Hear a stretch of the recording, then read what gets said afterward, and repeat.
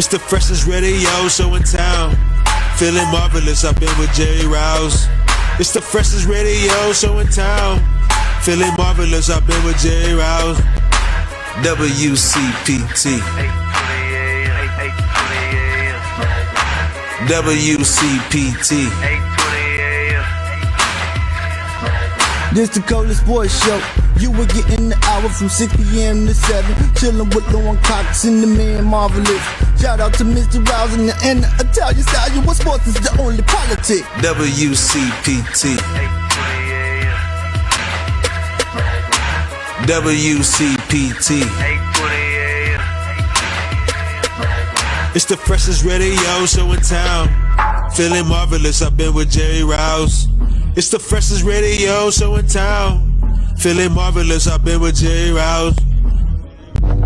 Welcome, everyone, to another edition of the Rewind Sports 60. We're streaming live on Facebook, broadcasting from the world's famous illustrious studios of WCPT, 820 AM in the beautiful, beautiful city of Chicago, in the frigid city of Chicago, in the outstanding neighborhood of Jefferson Park on Super Bowl Sunday, ladies and gentlemen. This is another edition of the Rewind Sports 60.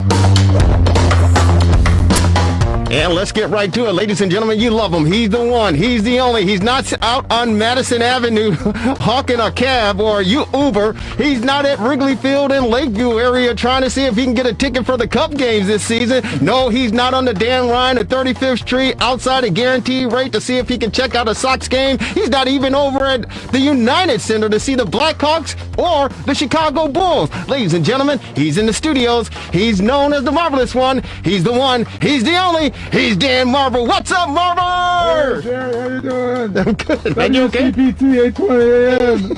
Hey, those of you that have 3-0 as your first square, hang in there for the first quarter of the Super Bowl.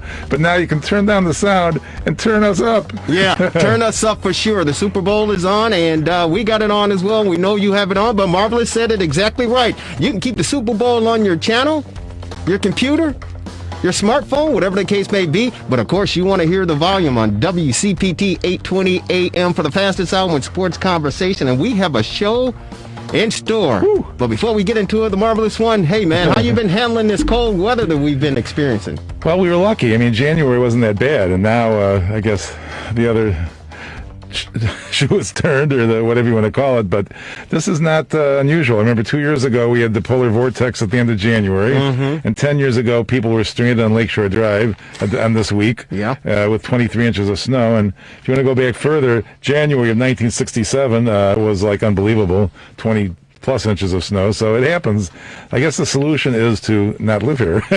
Well, I mean, that is one solution, but you know what? There are other parts of the country that are experiencing, whether it's, the cold temperatures, the snow, and of course the East Coast, they're being bombarded. Yep. We know what happened in California all year long as far as the fires are concerned, the drought, and the rain and everything. So, I mean, it depends. And, of course, you go down to Florida and you got to deal with all the hurricanes and, the Gulf Coast and all that stuff, Marvelous. So, you got to pick your poison, as they say, so to speak, right? Absolutely. Well, you can have hurricanes, you can have wildfires and volcanoes and earthquakes. So it's a little bit of everything from Mother Nature, but this is what we get. It is what we get, and this is what you get as well, ladies and gentlemen. Again, the fastest hour in sports conversation right here at WCPT 820 AM, the Rewind Sports 60, Jerry Riles, and of course, the Marvelous One, Dan Marver. That intro song you heard, it was from the 17th letter.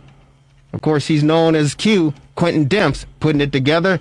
He's obviously on assignment. His assignment is to watch the Super Bowl, and of course, the beautiful, lovely, talented, and outstanding Lauren Cox as well. So it's just the two of us riding shotgun, handling business. And ladies and gentlemen, if you want to tune in or give us a call to talk about our topic of conversation for the next hour, our number here is 773-763-9278, 773-763-WCPT, and it's our immediate number to get in contact with us if you want to respond to anything that we're discussing regarding a subject matter that was brought to my attention, Marvelous, and I saw the report, and I was literally blown away, and my mouth hit the floor.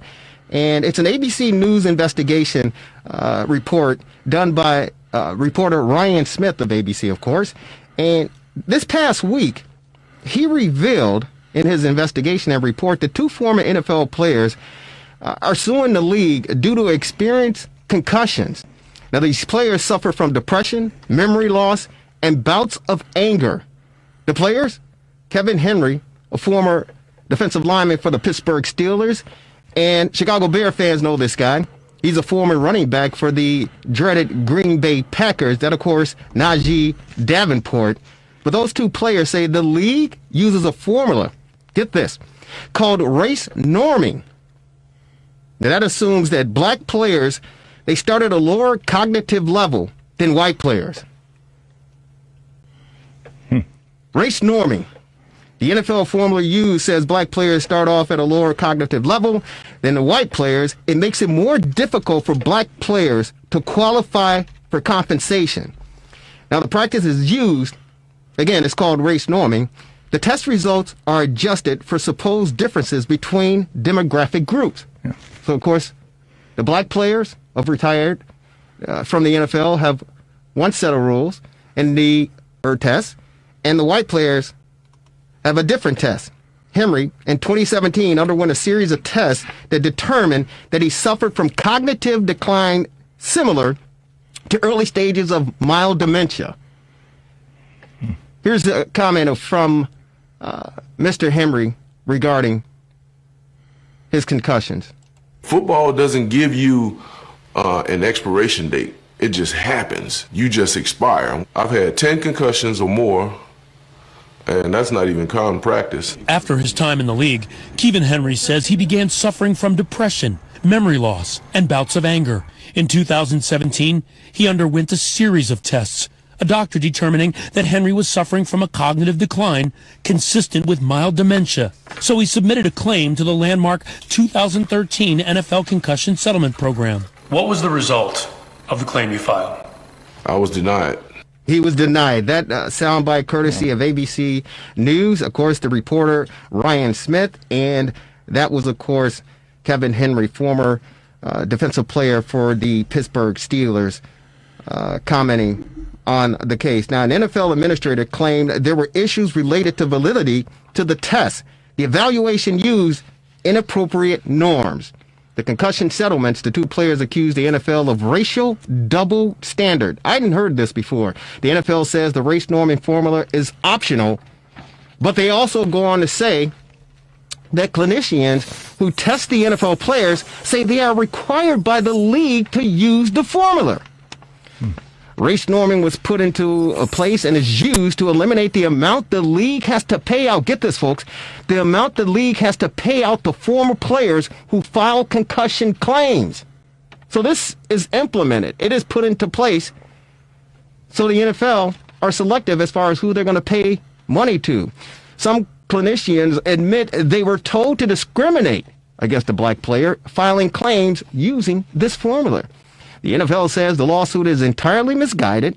They also go on to say that race norming, known as demographic correction, is recommended but not required.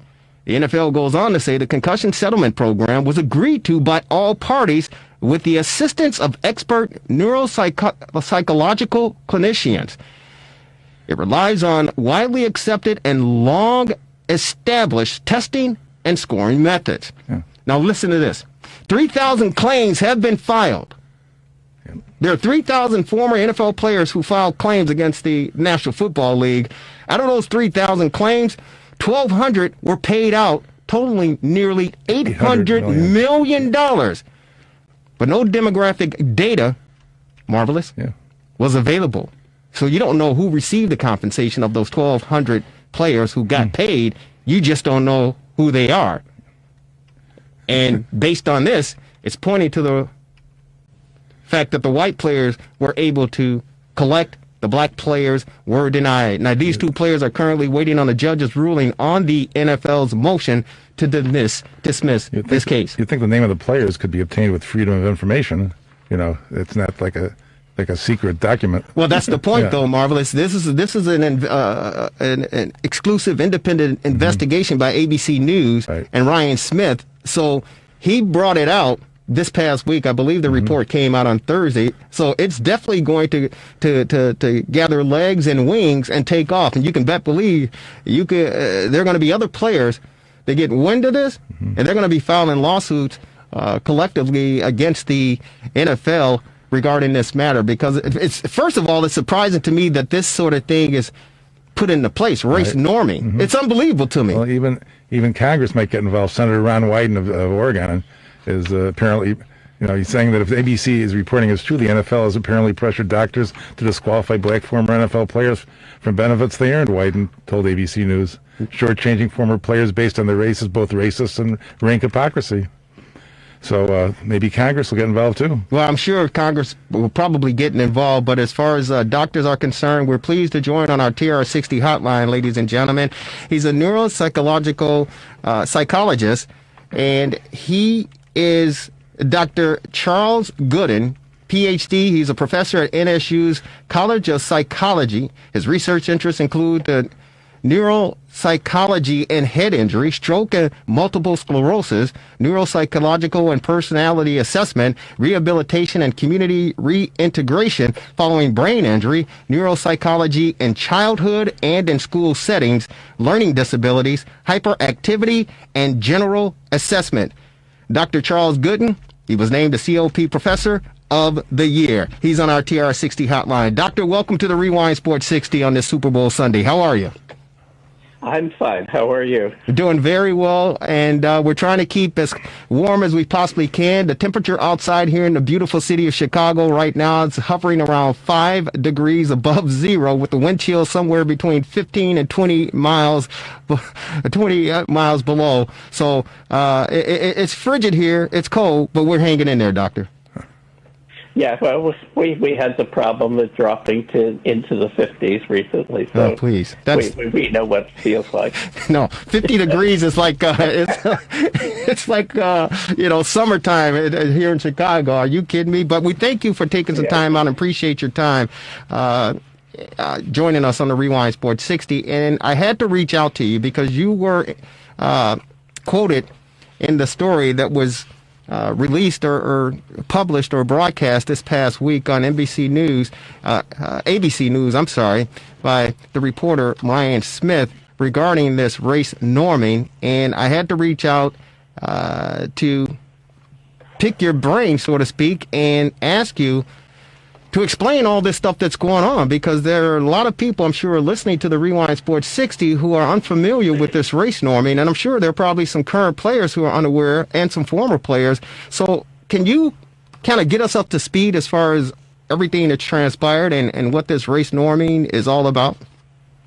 Yes, it's all been, unfortunately, very complicated, but race norming started actually many years ago for the opposite reason that it's being used in the current state, is when black individuals were being overdiagnosed with schizophrenia or brain damage or significant psychological impairments, because the norms that were being used for white populations were not appropriate for the black populations. So in order to correct that, this was led by black psychologists. They came up with the idea of developing alternate norms for these tests. So as a consequence, when this testing began with the NFL, apparently someone suggested that we should use different standards for each group. The problem is that the testing was never intended to be used the way the NFL was using it. These norms are only advisory. So I can look at the norms of an individual compared to black Americans, compared to white Americans, to young people, to old people, and then I make a clinical judgment based on that individual's history, education, achievements in life, and the like. But in this case, the NFL has given very rigid cutoffs. that doesn't allow for clinical judgment. So as a consequence, they are trying to use numbers to replace the judgment of the clinician because they didn't trust clinicians to fairly evaluate these players. So when the agreement was reached, the clinician was given in the document the option of using either the black or the white norms. And it became very obvious that using the black norms for black players and white norms for white players was very biased. And as a result, some of us, like myself, asked again to clarify that we did not have to use the black norms. And those norms also have other problems because of the way they were gathered and other issues related to them, which aren't important here. But when I started working with the settlement, the NFL, I was told, use the norms you think are the fairest. So I did. And when I did that, the people who supervised the settlement said, that's fine. And they pushed the clients through and said, yes, they're impaired. But when the NFL got to review it, their lawyers got to review it, they challenged cases where you use the general norms for everybody, but where the black norms would have made the person not qualify. They didn't care if you used the black norms and they still didn't qualify, or white, which norms if they didn't qualify at all. But in any case where there would be a difference, the NFL lawyers have challenged this.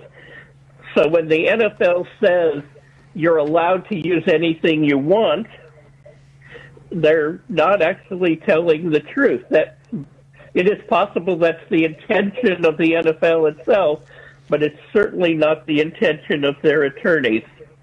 They also challenged these results in the testing on a number of other reasons, which again, the person who supervises all this has approved what we did, but then the NFL challenges it in order to reduce the number of people who are allowed to be qualified for the settlement. I continue to use the same norms for everybody, but a lot of people felt pressured because they were being investigated just as I was when they didn't do it the way they really, apparently the lawyers really wanted us to do it. I said that I didn't care if they were going to investigate me. I was going to do it correctly or not at all. So that's how we got to where we are now. Well, congratulations to you, and thank you for standing your ground. And you know, you took an oath, I believe, and you know your ethics stood in place, and you stood your ground. So, congratulations to you. And we're on with Dr. Charles Golden. He is a neuropsychologist at Nova Southeastern University, joining us on the Rewind Sports 60. And our topic of conversation for the fastest hour in sports conversation is race norming in the NFL. Two former NFL players filed a lawsuit against the league, claiming that there is bias and discrimination in the testing regarding brain injuries and concussions. One thing that stood out regarding it, and thank you so very much for clearing it up as best you can, because I know a lot of people are still kind of in a fog and still kind of confused as far as everything that's going on. But the one thing that you talked about was clinicians who were feeling the pressure from the NFL lawyers, and they were threatened to be investigated. What would the NFL and the lawyers be investigating regarding this matter? Well, they would be investigating whether you were appropriate for being a tester in this program. And for some people, the program has ended up paying a great deal of their income, as well as they could challenge your reputation, which that that you're not doing the testing correctly. There's something wrong with your approach to testing, and both economic and reputation are issues that affect a lot of people. So you're actually saying that the National Football League and their lawyers said that you abide by, the option or the recommendation regarding race norming and using the individual testing for the African American former NFL players compared to the white NFL players, that you as a professional in your field could face some pressure and face some character assassination along with the monetary issues as well if you didn't follow protocol regarding the National Football League. Is that what you're saying? Those were the implications. No, but the people who actually supervised the settlement have always been very nice, and they bring back questions from the NFL lawyers. All of these questions have come through the NFL lawyers in most cases. There are some others that come through another group, but the impression has been that, again, since I got involved in this controversy, I have not had any referrals, but that's become complicated because we also have COVID going on, so it's hard to make a reasonable statement, although I was told by one of the attorneys involved that my name is no longer on the list of people who were approved to do testing. I don't know if that's true or not, but that's what I was told. Dr. Golden, this is Dan in the studio. Let me circle back a bit. You evaluated Mr. Davenport in 2019, correct? But you evaluated other players too. Is that not correct? Yes, we've been evaluating paper. We have been doing it for about 3 years. And so, as a result of your evaluation, you determined obviously that an individual such as Davenport was cognitively impaired, and that race norming was merely a recommendation, but you did not apply the full demographic correction. It sounds like in the article. Does that sound about right? That's right. I treated everybody as if they were the same race. Gotcha. Okay. Hey, doctor, were you surprised to see this race norming when you were asked to do the testing, and that there were two different tests, one for African American former athletes and one for the Caucasian white athletes? Were you surprised when you saw this? Because me as a lay person, a media person, and someone following sports, I was surprised, to be honest with you. We're talking about 2021, and this sort of testing is implemented and put in place, and if you don't abide by it, you could suffer repercussions. Were you surprised when you saw this? Well, recognize that the same tests are used for everybody. It's just how they, for example, in the white population, a score of 10, to simplify this, might be seen as impaired. Whereas if you're black, you have to get a score of 7 or 8. You got to get a lower score before you're seen as impaired. The exact same test. It's just different thresholds that you have to meet in order to qualify as being impaired.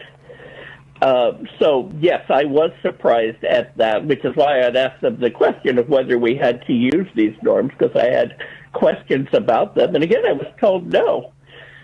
And as I said, the settlement people, both in Mr. Davenport's case, approved what I wrote and sent him through to be compensated.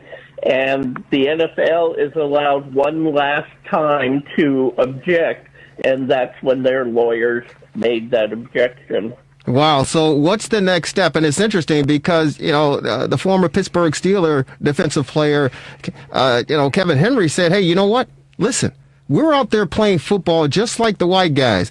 We get hit. They're not hitting us lesser because we're black or more because we're black. It's a car crash, every play. He said, we're getting hit hard. We're getting tackled the whole 9 yards, comparable and equal to our colleagues, our white, teammates and the opposition, yet they're tested differently. And I mean, that's a valid point because listen, concussions, they don't, it's like this virus, it doesn't select, hey, you know what, I'm going to take care of you because you're black. I'm going to make it more extensive because you're black. No. When you get hit upside the head playing, in my opinion, the greatest sport in the world, but the most violent and dangerous sport in the world, we've seen a lot of players who have suffered a lot in their daily life after leaving the game. And it's just surprising and appalling that the National Football League would put something in place like this and not just judge everyone equally and fairly. And it's very disappointing, to be honest with you. Any comments regarding your thoughts on the division as far as, concussions are concerned? Did we lose him? Oh, we must have lost him. Hey, Devin, if you can call him back, tell him I don't know what happened. We apologize to any of you out there listening. We were on with Dr. Charles Golden, Nova Southeastern University neuropsychologist, joining us on the Rewind Sports 60 to discuss former NFL players' race norming lawsuit that was just unveiled or just came publicly. ABC News, right, with a report this past week. The poor Brian guy, Smith. poor guys in Fort Lauderdale. He said it was 50 degrees there. Yeah, well, I wish it was 50 degrees there. We're going to go commercial free, ladies and gentlemen. We want you to be a part of it. If you have any questions for yours truly, Jerry Riles, of course, the marvelous one, Dan Marver, please feel free to give us a call. Hey, Dr. Goldman, I was asking you, I said it was appalling and disappointing, because Kevin Henry said, hey, listen, you know what? Concussions, it's not selective. You get hit upside the head, and he said multiple times, 10, 12 times, he said not even including practice, and, life after football has been basically hell for him. There's no difference between being a black former professional football player and a white professional football player because you both suffer the same sort of injury. I just wanted to get your comments on what Mr. Henry had to say regarding that. I agree with Mr. Henry. I was very surprised that the NFL contested these cases. And I'm even more surprised after they made their statements publicly that you could use either set of norms and it didn't matter. And yet, that's exactly what we're arguing about here, is which set of norms we use. Where do you see this thing going from here moving forward? Well, of course, it's in court. It's going to be up to the judge. The law attorneys seem to think they have a strong case, but I'm not a lawyer, so I can't really comment on that. Sure. But I hope that it will go through the courts and that they will enforce the rules that say that it's up to the clinician to make the choice as to what the appropriate norms are. Yeah, we're going to have an attorney join us in a few minutes who are representing, actually, Mr. Henry and Najee Davenport. He'll be joining us momentarily to give us the update as far as the legalities are concerned. But, Doctor, we want to definitely thank you for taking some time out on the Super Bowl Sunday again for kind of explaining everything to our listening audience and explaining it to us. Any final questions before we let you go and watch the game? No. Thank you. Feel free to call anytime if you want to talk about this further. You got that right. It seems like we're going to be talking about this a lot more moving forward because I'm sure there are going to be a lot more athletes who are made aware of this and who will be jumping on the bandwagon, so to speak, because it's just, again, it's an unfortunate situation. It's appalling and it's disgraceful. We're talking 2021 and you got the NFL lawyers stepping in and say, hey, you know what? You have to use these tests because at the end of the day, it's all about money. And out of the 3,000 cases that were filed, 1,200 of them were paid out somewhere $800 million, yet we don't know who those 1,200 players are. So you can believe I'm sure a lot more players are going to get wind of this, and they're going to want to be a part of it. So, Doctor, thank you so very much. Enjoy the 50-degree temperatures down here in Florida, and send some our way if you can, because we got the next 7 to 10 days. It's going to be below zero for the most part. But God bless you. Hang in there. Stay safe and sound. We'll talk to you down the road. You too. Thank you. Bye-bye. There you go.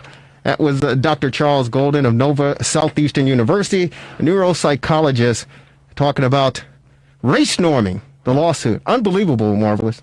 Yeah, I mean, sounds like there's a solid case there, but maybe the attorney can shed some light on that. Yeah, well, we do have the attorney who is actually representing a few of these players, or the two players that filed the lawsuit in this matter. And, of course, he's on our TRS60 hotline. He's with Zuckerman and Spader. He is attorney Eitan Goldman. Eitan Goldman is a trial lawyer who focuses his practice on white-collar criminal defense, securities, and commodities litigation and complex commercial litigation. Eitan has tried more than 50 cases to verdict and, until February 2017, served as the director of the Division of Enforcement of the U.S. Commodity Futures Trading Commission. Earlier in his career, he served as an assistant U.S. attorney in the Southern District of New York. And Mr. Goldman is on our TR60 hotline. He is representing the two players, as we talked about, Kevin Henry for the Pittsburgh Steelers, a former NFL player, and, of course, Najee Davenport, former running back for the Green Bay Packers. Clinicians fear NFL's concussion settlement program protocols discriminate against black players. He's on our TR60 hotline. Attorney, welcome. It's Jerry Riles along with the marvelous one, Dan Marver. How are you on the Super Bowl Sunday? I'm doing good. Thank you for having me. Hey, thank you for taking some time out on this busy Sunday to join us to talk about this subject matter. We just had the Dr. Charles Goodman on, who actually handled the test. And the NFL said, you all know, I mean, that the NFL told them to stick with these race norming tests, the one for black individuals and the one for white individuals. And he asked, do I have to stick with it? And they told him no, but, so he didn't stick with it. But then once it got to the NFL, the lawyer stepped in and said, hey, you didn't follow, our advice as far as this race norming is concerned. You are representing these two athletes. Can you enlighten us as far as where we stand and the thoughts about this race norming, which is really surprising and alarming to a lot of folks because they simply didn't know about it? Yeah, and that's one of the really awful things about this is, the NFL says, well, everybody had a chance to opt out, and these players, agreed to this, and it was in the settlement, and the court approved it, and the Third Circuit approved it, and there were 80 written objections, and nobody objected to the race norming. And the reason for that is that nobody knew about the race norming. It wasn't in the settlement. There's a line in, small print in Exhibit 2 to the settlement that talked about the availability of demographic data. But then the NFL and class counsel did this guide, the BAP guide, in secret, which basically instructed doctors to use the full demographic norms, which means discriminating based on race, which means race norming. And, Dr. Golden, like some other doctors, decided not to do it. And while the NFL now is saying the doctors don't have to do it, they can use their own clinical discretion, that's just not true because the NFL appeals whenever the doctors don't use it and a black former player gets an award. So, they're on the one hand, they're saying, well, it's not us that's forcing them to, but they are challenging. I mean, they went and they appealed Najee's award and got it reversed by the special masters. So it's not really up to the doctor's clinical discretion. It's the NFL trying to save money by making it harder for African-American former players to recover from their damage. And these people, some of them are really profoundly disabled. No, there are a lot of them that are disabled. I know, Reeve Sorey, who played with the great late Walter Payton. He's a offensive lineman. Today, he's in a nursing home, and he's almost basically bedridden, and most of it due to his playing days in the National Football League. And we're talking about the 70s. And the luxuries that these players have today, they certainly didn't have that back in the 70s. And as you all know, these players were told, hey, you got an injury? You got a concussion? No, how many fingers you see? I see 2. When there's 3, they say, get your butt back out there. And now you're absolutely right. These players are suffering, whether it's from, mild dementia, whether it's from knee replacement or hips or whatever the case may be.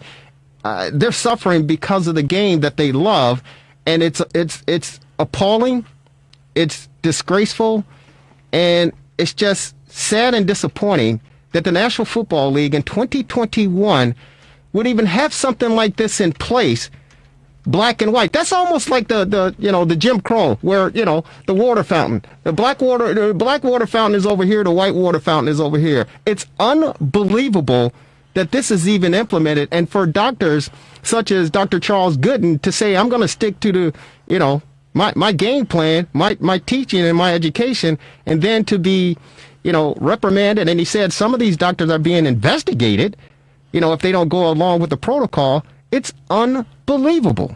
It's truly unbelievable. Now, how did you and your law firm get in contact or get a hold of these two players, Kevin Henry and, of course, Najee Davenport, regarding this race norming lawsuit? Well, we represented some former players in the original lawsuits. A partner of mine represented Mike Webster, who's the Pittsburgh Steeler great, and just got to know some of the other lawyers. And then we heard about this, I don't know, about a year ago, and we really couldn't believe it was true. But we did some research, and it turns out that it is true. It's completely egregious. I mean, you talked about this being like Jim Crow. I mean, this is what Jim Crow looks like in 2021. It's not it's not big signs hanging on water fountains saying blacks can't drink here. It's this discrimination that's embedded in software. So you have two former players, one white, one black, same age, same gender, go in, take a test on a neuropsychologist office. They get the same exact raw score. Bell tells the white one, you've got dementia, here's some money. And they tell the black guy, you're just black. I mean, it is that simple and that egregious. It's unbelievable. It's unbelievable. Yeah, it really is. It makes your jaw drop when you hear about it. When I saw the report earlier this week, I couldn't believe it. I seriously couldn't believe it. And of course, the next day I had to give you a call to see your availability to come on to talk about this, because I was the investigation by ABC News, and congratulations to Ryan Smith on the work that he's done and put into this to reveal this. But I was just beside myself when I saw this, and I said, we certainly have to discuss this. So I appreciate yourself, Attorney Aidan Goldman, coming on to discuss this with our listening audience. Hey, Mr. Goldman, this is Dan in the studio.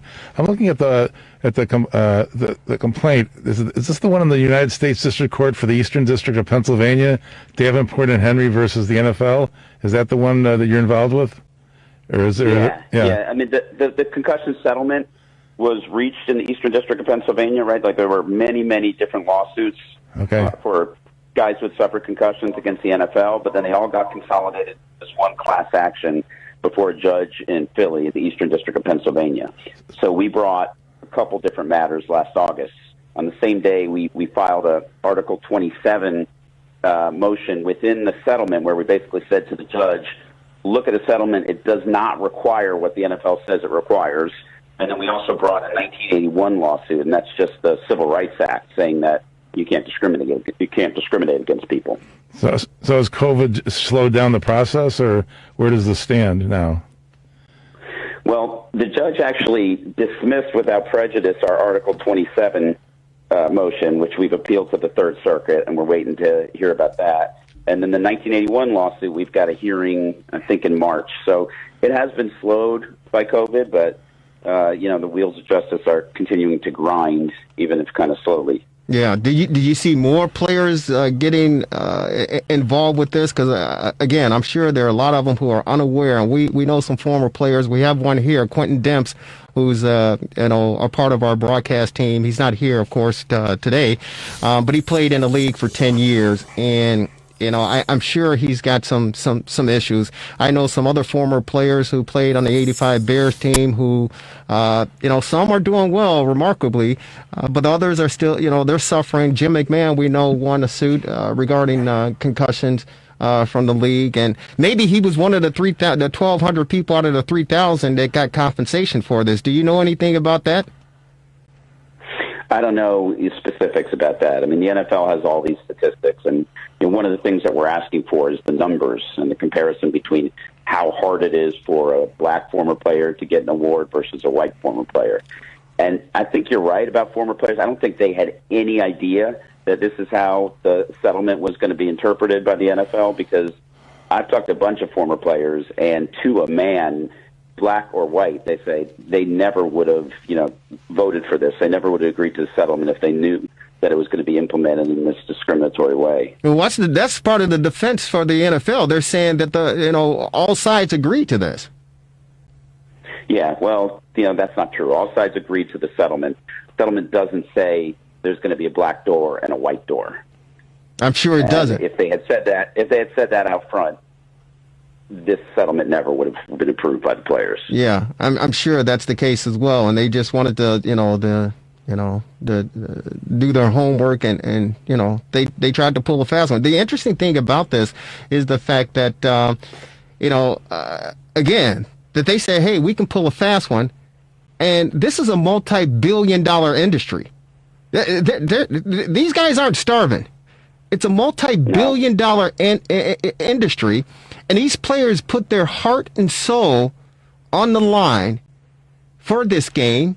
And even through this pandemic, it's refreshing to watch these guys play because it's a form of entertainment and it's a stress reliever, right? So it's surprising that the National Football League and their attorneys even had the gumption to put this in place. I still can't believe it. I really can't. Yeah, the NFL is the most powerful, most lucrative sports league in the world. They something like $15 billion a year, and they're doing this. I don't think they're doing this because they hate black people. I think they're doing this because they saw a way of saving money, but it doesn't make it right. Well, wait a minute, attorney. With all due respect, hate is a strong word. You're right. Hate is a strong word, but in discrimination, when you discriminate, that means you have a strong dislike for something, and you're going to put action behind it to make sure that whatever group is being discriminated against don't succeed. So there's something going on in there for you to separate the whites and the blacks and say, we're going to take care of the white guys who've gone through all of this, but the black guys, it's questionable. I don't know. This is a racist policy. No question about that. I'm not in any way trying to defend the policy. I'm saying I think their motivation is to save money. Sure. And they're doing it on the back of the former players who gave their blood, sweat, and tears for years for this league. And some people say, oh, the NFL players are all a bunch of millionaires. They don't really need the money. Especially guys who played in the 70s and 80s and 90s. A lot of them didn't make that much money. Right. And your career as an NFL player is pretty short. So these guys, it's not like they're rolling it. I mean, they need the money, and some of them are just so disabled they can't even, work a job. They can't even provide for their families. So these are not huge awards that they're asking for. This is stuff that they really need in order to be able to lead, lives with dignity. That's exactly right. And again, I talked about former Chicago Bear lineman Reeve Sori, who more or less is bedridden, and he's been that way for multiple years, and most of it is due to playing in the National Football League. So I certainly hear what you're saying, and I agree with you, Doc. Attorney, thank you again for taking time out, joining us to explain a little bit more. Where do we go from here? Well, the NFL is wrapping themselves in the mantle of Black Lives Matter and anti-racism, so we're hopeful that eventually they will, see the light and do the right thing, and if not, we're just going to have to, keep litigating until we win the case. We've got a status conference in March before the judge on our Civil Rights Act, so hopefully that'll go well.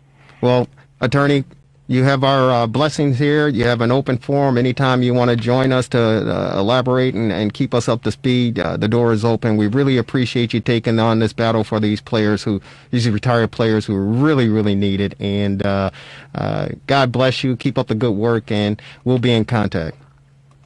Thanks very much. Thank you so very much. Ladies and gentlemen, attorney Eitan Goldman with Zucker Spader out of New York and Washington, D.C. on the race norming lawsuit filed by two former NFL players, of course, African-American, Kevin Henry with the Pittsburgh Steelers, and, of course, Najee Davenport, running back for the Green Bay Packers. Marvelous? I'm sure the last thing the NFL wants to do is have a racist policy exposed. I mean, that would be rather foolish of them to not knowingly do such a thing. So it is quite puzzling. It is quite puzzling. And again, great work by Ryan Smith of ABC News for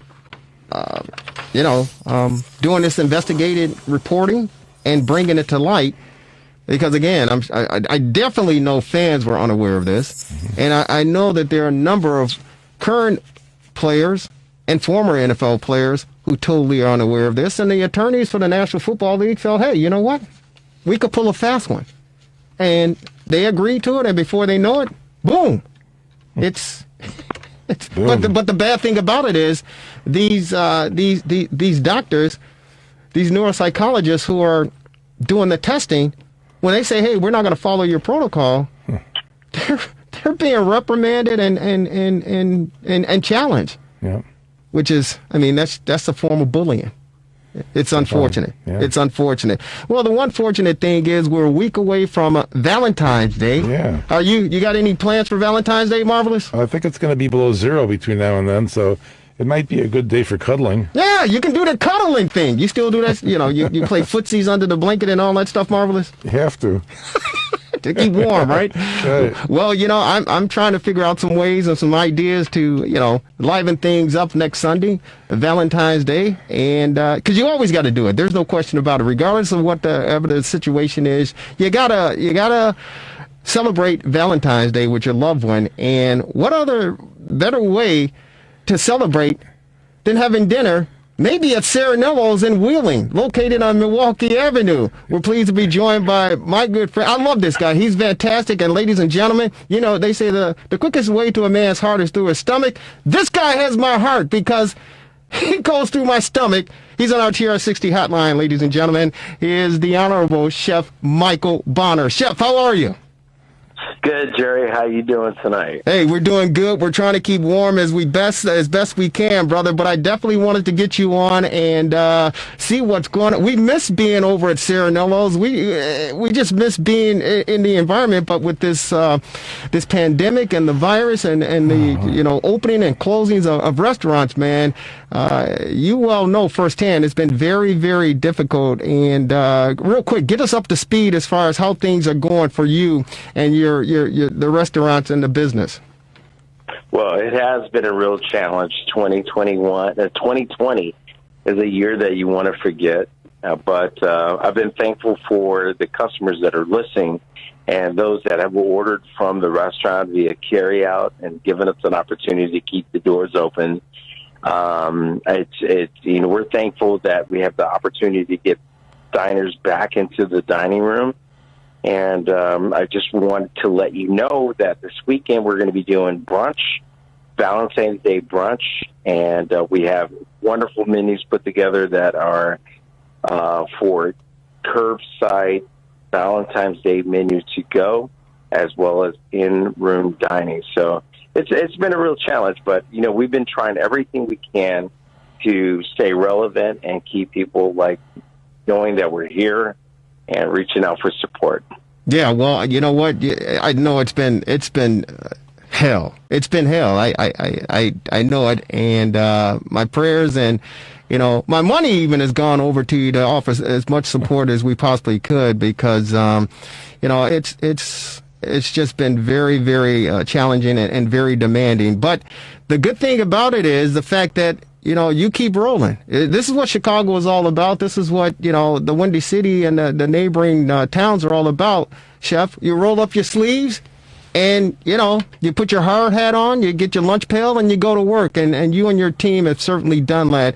And, better days are on the horizon, and the light is at the end of the tunnel, I truly believe. But share with us a little bit more about the brunch and what people can expect, being a part of that. And, of course, the great Valentine's Day dinner next Sunday. Well, thank you for saying that. We are trying our best to stay relevant, and we're putting our head down every day to make it work. But specifically with the brunch, we're doing a Valentine's Day brunch with roses and an opportunity for everyone to get back into the relaxing mode and enjoying themselves in the restaurant, enjoying themselves for a Valentine's Day lazy Sunday. And we also are offering an opportunity for people to, have the curbside menu that has lobster, filet, and, different other things that we have going. And we just want people to realize that the restaurant community is there for them to be able to enjoy themselves. And hopefully we love to get them back into the restaurant as they are comfortable, or, their comfort level allows them to be. But at the same time, if they don't want to come back in the restaurant and enjoy the indoor dining, they can come into or order curbside carryout. Hey, this is Dan in the studio. I assume with social distancing, you'll have some space limitations. I guess we better get our reservations in pretty quick, huh? Very quick. But we're taking precautions. I mean, we are spacing tables. Also, we're just not allowing too many people in the room so that people feel safe coming back into the restaurant. But at the same time, we want people to enjoy themselves and have a good time. And I know that we all miss being in a restaurant and enjoying ourselves. Hey, Chef, is there a minimum time limit for people if they want to dine in? We've been paying attention to that. I mean, we say an hour and a half, but if you go over that, we're not going to police you. Just come in and enjoy yourself inside the restaurant, and we'd be happy to serve you. No. So what time do you start serving on Sunday? Serving starts on our Sunday brunch opens at 10 o'clock, and it ends at 2. We are accepting carry-out orders for curbside for the menu that we put together with the filet medallions and the lobster raviolis. You can pick those up starting Thursday, Friday, as well as Saturday. And in-room dining, you can come in. Restaurant opens at 11 o'clock, and we close at 8 o'clock on Sunday. And Chef Michael Bono at Serenello's, let us entertain you in Wheeling. Real quick, you've incorporated or added some pizza into your dining. Is that accurate? Yes, I'm glad that you mentioned that. We have, since the pandemic, opened another pizza concept called B Square. And it's a Detroit-style pizza that we're doing in the restaurant that features that classic square, crusty corners, airy, light, crispy crust. And you can order it for delivery out of the restaurant, B Square Pizzeria. No, it sounds good, brother, and I definitely want to get my hands on one of those things as well, for sure. Right, Marvelous? Yeah, better call in quick to get my reservation.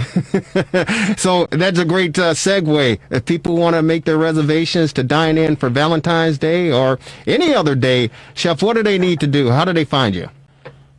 Well, two things. One, for B Square, just go online. We're available on Open Table as well as Talk. If you are interested in ordering or making a reservation for the restaurant, visit our website at serenellos.com or Open Table, or just call the restaurant directly, and we'd be happy to take or make your reservation there. And happy Valentine's Day. I'm looking forward to a great week. Even though it's cold, I heard the cuddle week with the temperatures out there. I'm in line with that, along with a piece of good crusty Italian bread and some red sauce Italian. Yeah, Marvelous is going to be cuddling up underneath the sheets with his beautiful wife, and he's going to be munching on some Detroit-style pizza. No, I'm going to Serenello's now. The heck with that. There you go. And what's that number again, Chef, for people to call in and make their reservations? Yeah, that's 678. I'm sorry. No, it's 847-773-3861. That's Serenello's Restaurant. Sounds good. And real quick, before we say goodbye, have you been able to bring most of your staff back? I know, it was been trying times and challenging for them as well. Have you been able to bring most of their folks back? We have. We are about 40% of our capacity right now. And we've got about 40% of our staff back on staff.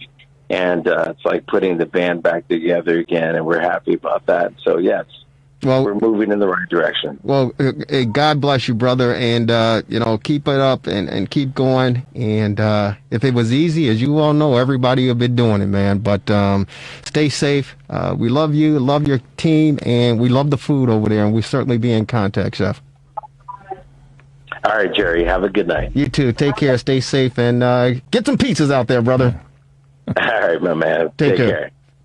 That's Chef Michael Bono on our TR60 hotline. Serenello's. Yeah. That's the place to be, man. Go ahead, Marvelous, jump in. I forgot to Don't ask. be afraid. I forgot to ask the price. Well, if you go, you go online, you can certainly find the price. There's certainly find the price. Hey, it's the fastest hour in sports conversation, ladies and gentlemen. If you miss any portion of this broadcast, you can check us out on Facebook. You can check us out on the rewindsports60.com. And, of course, on Wednesdays in the northern suburbs on Comcast Access, Channel 17, Channel 19, Channel 35 at 7 p.m. sharp. Any closing thoughts, Marvelous? No, you can turn the volume back up. The GOAT is performing his magic again today with 2 minutes to go in the half. Yeah, well, the Kansas City Chiefs get the ball in the second half, and you know what happened last year. That's right. Mahomes, talk about magic, man. He brought the magic out in the second half, and, of course, wins the Super Bowl as well as the MVP title. Ladies and gentlemen, enjoy the Super Bowl. Enjoy your rest of your evening. Enjoy the week. Stay warm. We love you. Hang in there. Thanks to our esteemed executive producer. He gets an E. Executive producer, Devin Tingle. Ladies and gentlemen, it's another edition of the Rewind Sports 60. Take care. Have a good one. We'll talk to you next week. Goodbye, everybody.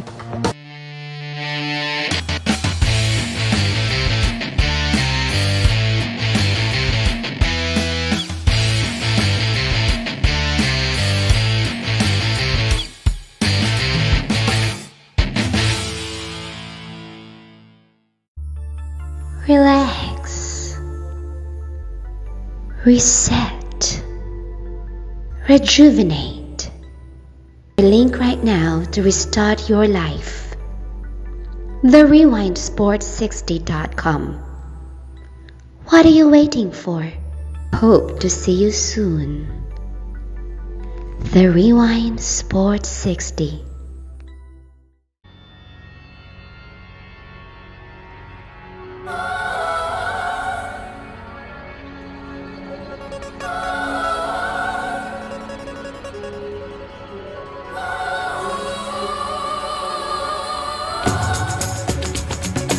Welcome, everyone, to another edition of the Sports Medicine Update, a weekly podcast with yours truly, Jerry Riles, and the Honorable Dr. Chad Padromas. Dr. Chad Padromas is the orthopedic surgeon at Illinois Sports Medicine and Orthopedic Centers here in Chicago, in Glenview, and in Naples. And he's the orthopedic surgeon at Padromas Stem Cell Institute.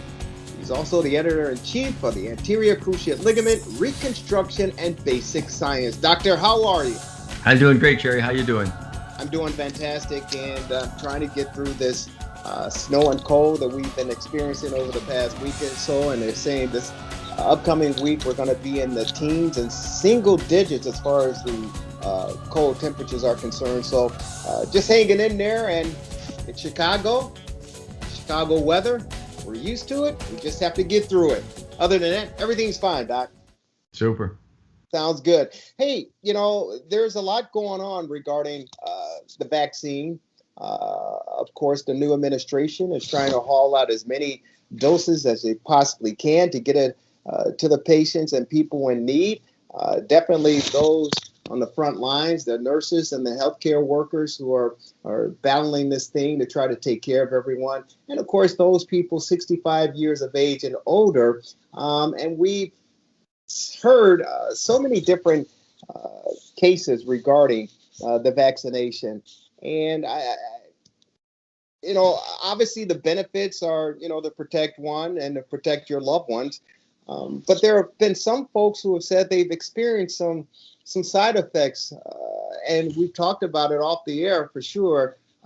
May he rest in peace, and condolences go out to his family and his loved ones and the Atlanta Braves and Milwaukee organization as far as baseball is concerned. But Hank Aaron, after he got the vaccination, days later, 2 weeks or so, he's no longer with us. Cause of death was, natural causes. But some people believe that the vaccination has some downside to it. And I know that there have been people who said they've experienced some arm pain, some headaches, some extreme cases. It could be, fatal. But for the most part, there are a lot of people who are praising the fact that they've gotten it, they feel better, and they're okay to move forward in your life. What's your experience as far as people that you know who have gotten the vaccination? So I'm part of a thing called the C19 study group. Because I've published papers in this space, I was honored to be invited to join this group. It's a couple hundred of the smartest people there are, virologists, epidemiologists, infectious disease doctors, and others. So on a daily basis, I'm going through 30 or 40 messages in this regard. And so clearly, the vaccine's a wonderful thing. It's going to be the way out of the pandemic.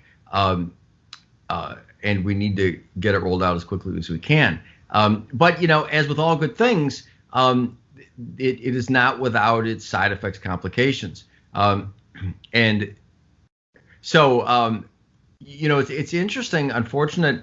The basic thought is that the people who should get it are high-risk people who are at high risk of having problems, older people with comorbidities. Although overseas they found that people who were terminally ill, they had a significant number of deaths, so they recommended not giving it to them. So it can take a toll on people as well. But the other thing is that, the Pfizer vaccine was the first one out there, and people would get the first shot, be a little sore, no big deal.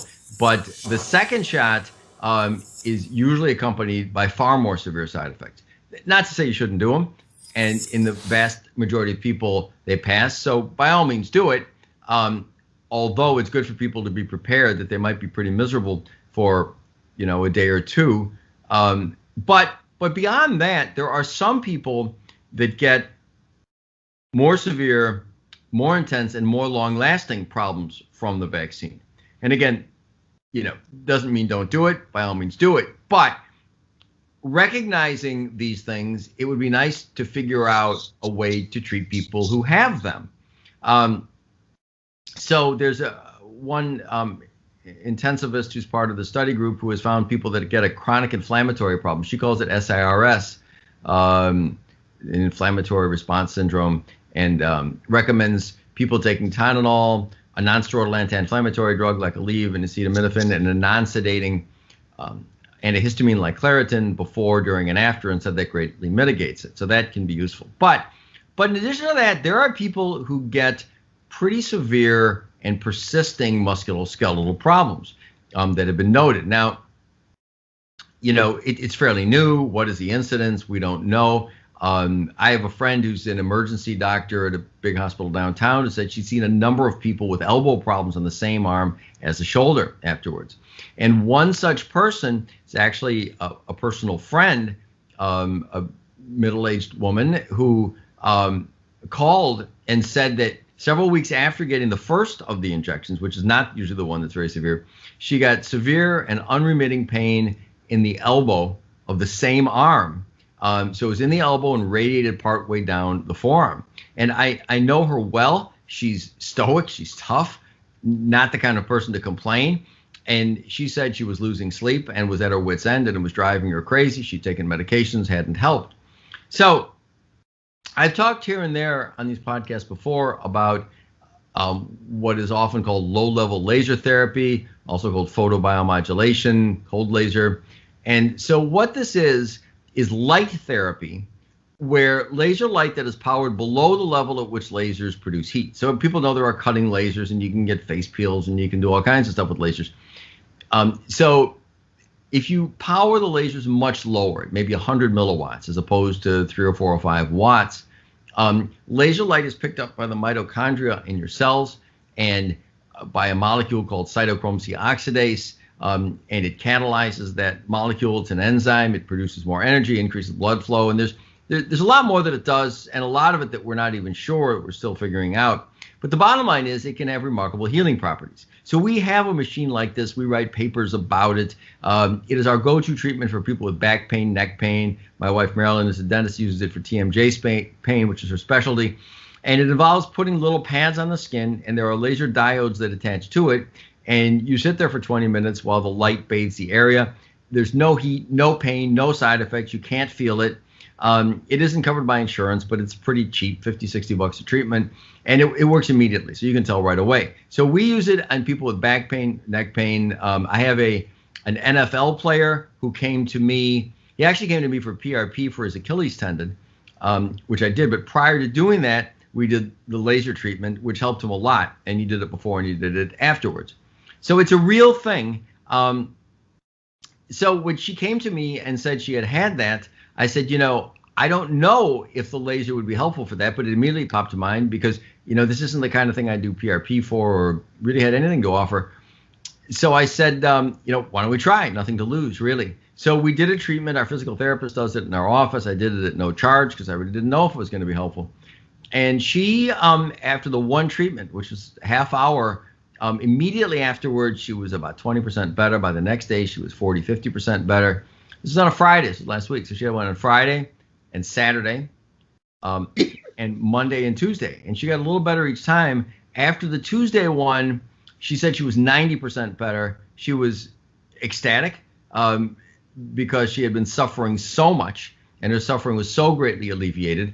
She left out of town Tuesday. Actually, I just talked to her. So this is 3 days later. And she said she's still the same. She's still, a little twinge, but not even close to what it was before. She's very happy. Now, the question is, I don't think it's a placebo effect because, she had this for 3 weeks nonstop. And immediately upon doing the treatment, she got better. So I'm sure it's a real effect. The question is, how many people could it help? So what I'm intending to do is recruit people for a study. And so I would do people for what we call a phase 1 study, maybe 10 people, I'm not sure, that I would treat at no charge and see how often it helps people. Because this treatment, it's safe and it's cheap. It's not as available as I'd like because there aren't many people that have that many of these machines, but they're out there, and we've got a very high quality one from Germany. There are other ones that are less powerful that might do the same thing that could be tried. A lot of chiropractors use them, for example. We have what's called a class 3B, which means it's powered from 5 to 500 milliwatts. There aren't that many of those out there. There are a lot of class 3A, which is 0 to 5 milliwatts. But they might work too, So I think it would be hugely beneficial to the public health if we were to identify if this were widely applicable for this problem. Because obviously we're getting, millions of people getting hundreds of millions of people ultimately getting vaccinated, and getting repeat vaccinated. And we might be getting vaccines yearly more often than just once.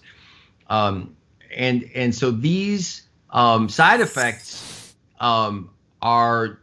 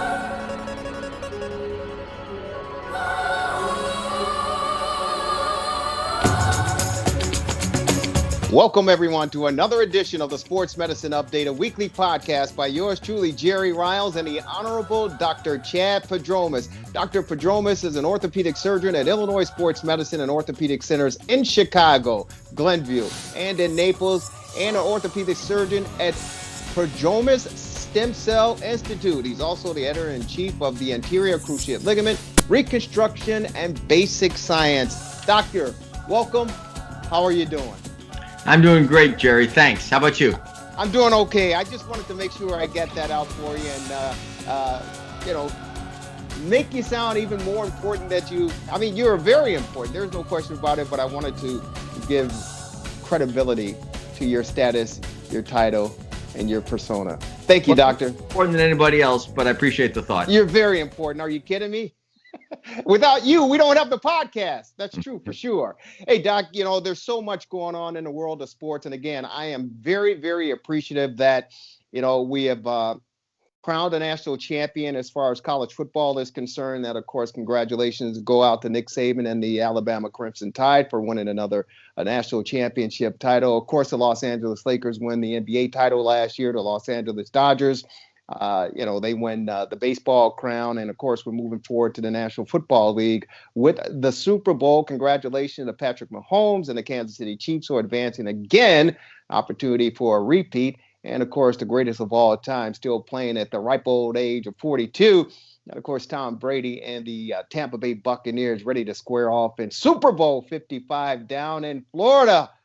You love Florida, that's for sure. But they're expecting a crowd of 22,000 fans to be on hand to witness this extravaganza. Your thoughts on the Super Bowl matchups and, of course, COVID-19 and the precautions that need to be taken to get this thing kicked off?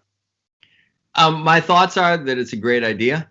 My thoughts are with the fans, what took them so long. We all want to be safe. But you've got an outdoor stadium where you require masks, you can have social distancing, and so, risk should be pretty minimal.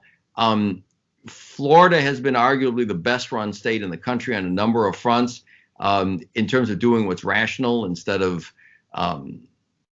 politicians being overprotective for whatever reason. I think meaning well, but usually just being not as informed as they could be. So I think it's great. I think it's great. The Super Bowl, I think it's a great example of normalcy because, as I say, there's, abnormalcy imposed, I think, beyond what it needs to be. And having this out there where things are closer to normal, still with precautions, is a great example for the rest of the country.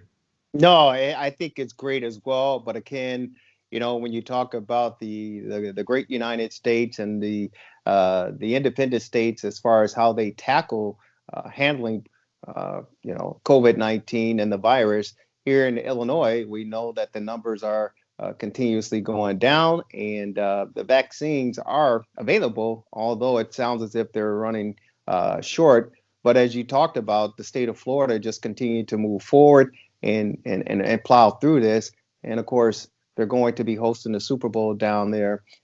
22,000 fans. I mean, do you trust people to be responsible? I know we've seen fans in the stands at, some of the collegiate games around the country and, some professional games, but 22,000 fans enjoying the biggest game on the stage. Yeah, I do trust people, and I wish politicians trusted people more than they do. There are going to be a few people who aren't going to wear a mask, right? It happens. But, you look around and people, not only I think are most people responsible, I think most people have gotten so terrified by the media portrayal that I don't think it's a problem. As I said before, it's an open air stadium. You can socially distance. You wear masks. I think it's going to be fine. So here's the big question, Doctor, and it's again the media, the news media, which I'm a part of. I've seen it swayed in both directions on both sides. with this new variant that's hit the United States from the UK, now out of South Africa, saying it's more contagious, and the social distancing that we're practicing now, minimum 6 feet, that with this new variant, this new strand, that we may have to take more precaution, i.e. double masking. And it's already hit certain states, South Carolina, here in the state of Illinois, and other states around the country. Do you see that being somewhat of a problem by next week when we get to the Super Bowl, that it may have to have a little bit more focus and attention placed on it? So, Jerry, I don't. I could be wrong. And obviously, I hope it's not a big problem. But this is just one more in a continuous stream of items about new things that purport to say that things are going to be horrible. And so far, they've turned out not to be. I gave the example before about the well-meaning doctor, I think at Penn State, who said that something like a third of the football players are going to have heart problems from this, and they don't. I think more contagious doesn't particularly matter. If it were more deadly, that might matter. But nobody said that. So I think it's just, I think it's a combination of a lot of unfortunate factors. I think bad news sells. It's like I'm kind of weird analogy, but I don't even listen to the weather in Chicago anymore, because, every year, 3 times a year, we're going to have a blizzard of the century, and it's going to be horrible. And it's, and I don't mean to minimize it. And there are people that get affected by it, but I don't know, it's Chicago, it snows and it gets cold. And so you just prepare, but bad news sells, right? So I think saying, wow, we've got a new variant, as a teaser for the evening news, it sells. So not necessarily blaming the media. The media's always been that way, So there's that.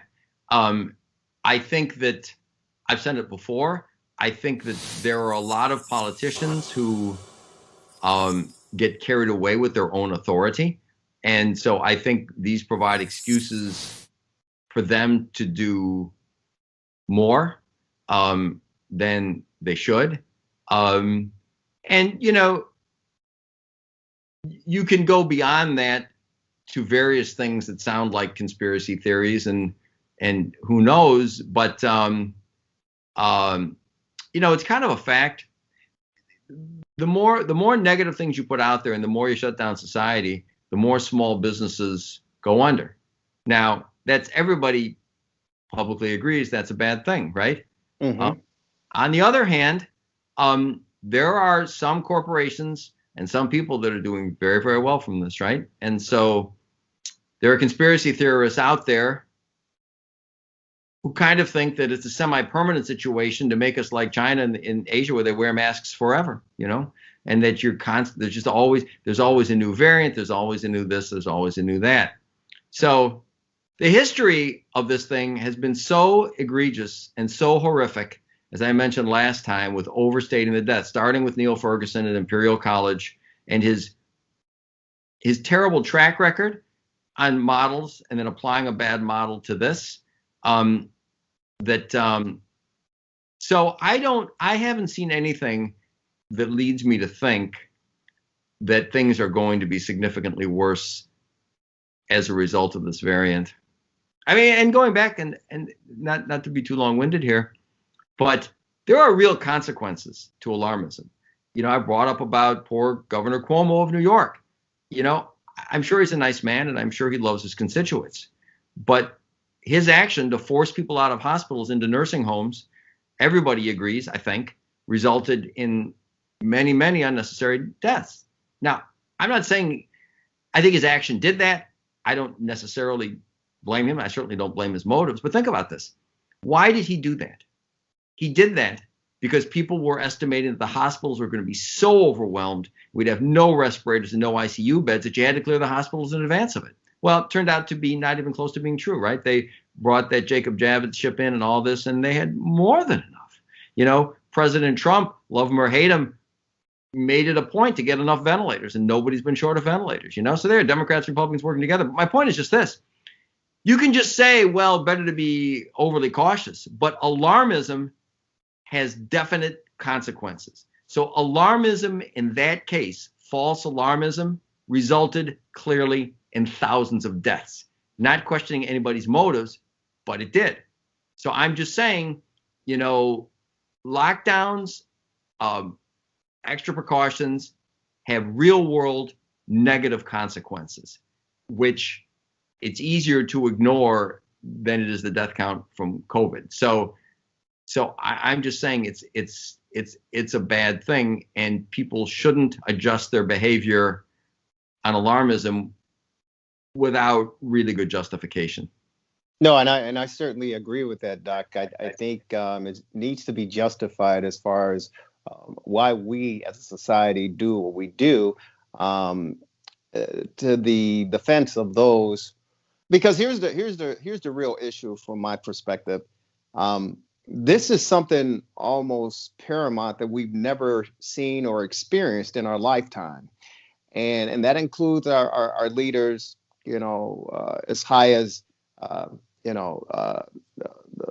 Washington D.C. is concerned, to local leaders, to the storefront and the entrepreneur, business owners. This is something that we've never seen before and something we haven't experienced before. So for me, it's kind of learn by trial and error and learn on the job, so to speak, because there was points in time a year ago at this time where it was looked upon as, it's just a little virus like the flu. It'll be gone within a matter of, weeks to months. By the time the temperature raises, it'll be gone. To leaders saying you don't need to wear a mask, to now in January of 2021, they're talking about double masks. So I think it was hit and miss for everyone involved, including the average layperson, the average citizen, because we just simply didn't know. Some people overreacted to the information that was being presented. Others turned a deaf ear to it. So I think we're all in this together. And for me, the best case scenario is to maybe play it to the safe side, because we simply don't know. And I kind of compare it to the AIDS epidemic back in the late 80s and early 90s, when it first ran rampant in this country and around the world. We didn't know, and there were some false prejudgments and accusations and all sorts of things, conspiracy theories that evolved from that. But we learned over time to let science do its job and let the experts do their job. And we got a control and got hold of it, and it's under control, and we found a solution for it. So I kind of apply it to the same of what we're going through today. And I'd rather be safe than sorry, as they say. And you cannot question the more than 400,000 people.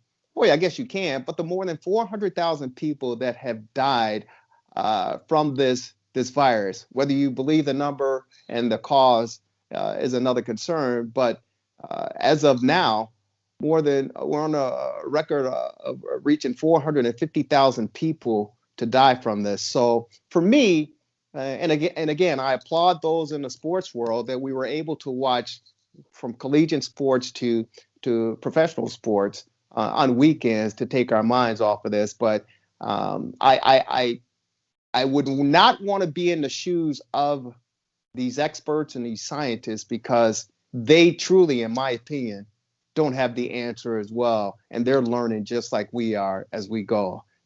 My prayers are in hope that we can get control of this thing and get back to some new normalcy. This question, you said be safe. Question for you.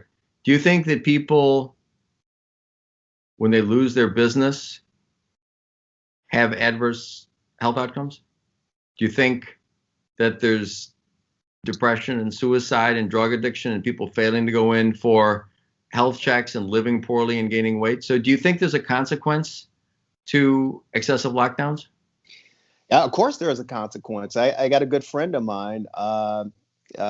and he runs Let Us Entertain You. He runs a restaurant in a neighboring suburb of here in Chicago. And when everything shut down, I physically saw his mental state and physical state change because of the pressure, because his livelihood and those that he's responsible for. So I certainly know that it has an effect on those people involved. And I know that there are people who were happy that the state here in Illinois was allowing in dining again.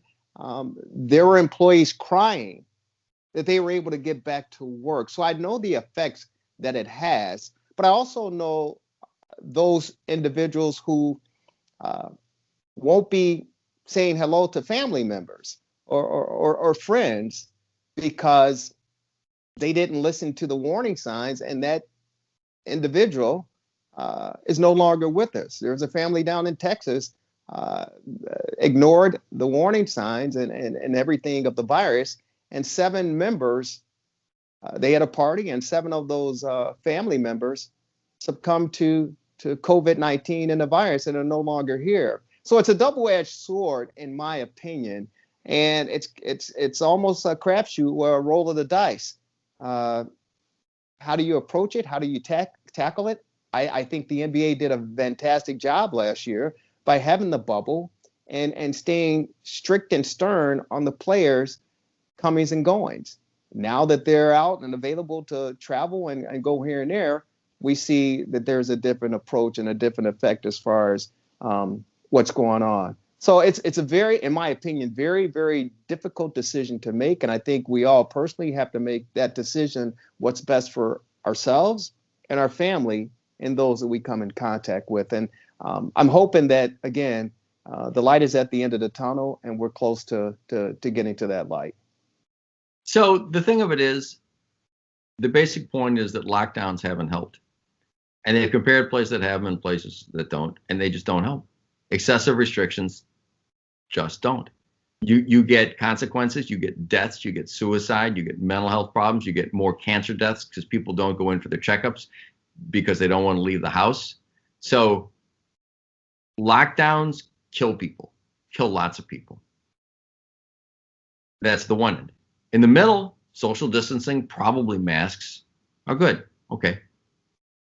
At the other end, the things that really would help dramatically are being suppressed. There's treatment that works. Hydroxychloroquine clearly works. Ivermectin clearly works. I had a patient call me today, and I'm heavily involved in this, as you know, and he didn't know anything about it. He said, "Hey, ivermectin's used all over the world." There was a recent court case where a family wanted to get treated with it. The hospital said no, and they sued, and the judge said, "You've got to let them," and another place as well. So, why should that be? So what I'm trying to say is this: the middle ground, common sense, mass social distancing, absolutely, and some restrictions, absolutely. But on the one hand, the overreaction kills people, absolutely kills people. So you can't just say be safe, let's overreact and shut down. You're killing people. You just are. So it just shouldn't be happening now.